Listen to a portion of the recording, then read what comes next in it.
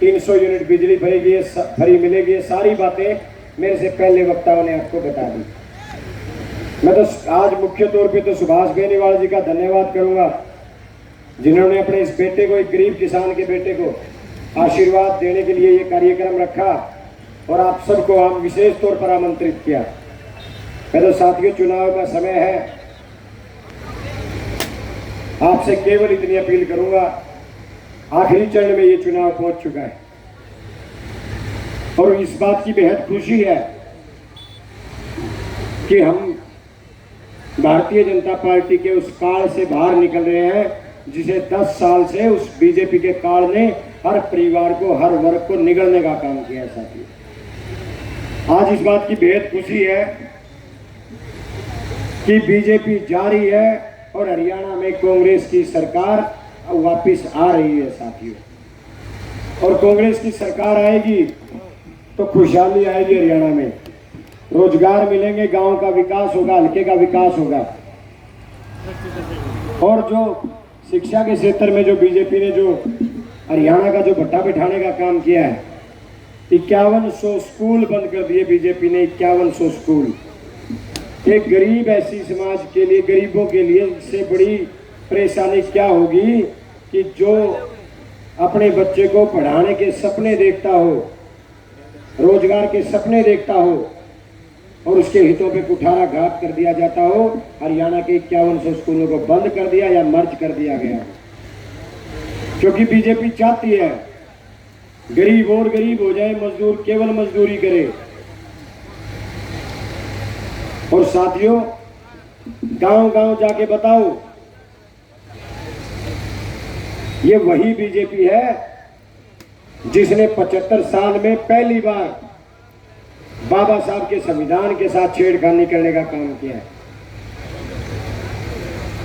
मैं 2 लोगों को अपना आदर्श मानता हूं, एक सरदार भगत सिंह को, जिनकी वजह से आज हम सब खुले में सांस ले रहे हैं। सरदार भगत सिंह ना होते तो ये देश पता नहीं आज आजाद होता या ना होता। वो शहीद भगत सिंह थे जिन्होंने हंसते हुए फांसी के फंदे को चूमा, फांसी को फंदे को चूम के उन्होंने करोड़ों नौजवानों में क्रांति की वो ज्वाला भड़का दी और आजादी के दीवाने बन वो घरों से निकल पड़े और अंग्रेजों को इस देश से बाहर निकालने का काम किया। दूसरा, मैं अपना आदर्श मानता हूं बाबा साहब भीमराव अंबेडकर को, जिनकी वजह से यहाँ आज एक गरीब किसान का बेटा आपके बीच में बोल रहा है। अगर बाबा साहब ना होते तो इस देश में राजतंत्र होता, लोकतंत्र नहीं होता। राजा का बेटा राजा बनता, फिर उसका बेटा राजा, फिर उसका बेटा राजा बनता, चाहे वो काबिल हो चाहे वो ना काबिल हो। और हम सब गुलामों की जिंदगी जी रहे होते। लेकिन मैं तो धन्य हूं उस देश में पैदा हुआ जहां बाबा साहब भीमराव अंबेडकर पैदा हुए, जिन्होंने इस देश में इस लोकतंत्र लाने का काम किया, संविधान बनाने का काम किया और संविधान में ये लेके आए।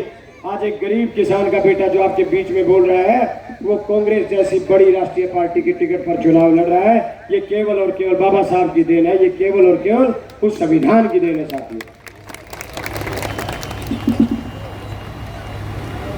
साथियों, मैं नारनौल की बात करूं तो यहां 2 व्यक्ति चुनाव लड़ रहे हैं, एक बीजेपी से लड़ रहे हैं, एक कांग्रेस से लड़ रहे हैं। बीजेपी ने अपनी टिकट उसी व्यक्ति को दिया है जिसके मन से कभी ये ख्याल ही नहीं निकलता कि भाई आप पैसे से ही जीतोगे। हम लोकतंत्र में जनता को सबसे बड़ी ताकत मानते हैं और वो लोकतंत्र में पैसे को सबसे बड़ी ताकत मानते हैं। तभी तो चुनाव आता है कि नई सिम, एक रोहतक में दुकान देख रखी और एक नई सिम ले हुए हैं, वो मोबाइल में गाले हैं, 15-20 दिन तारा बीच में नंबर बंद देख रहे हैं और जिस दिन 6 बजे वोट बंद पड़ने बंद हो जाए उसे दिन उसी काट के फेंक दें।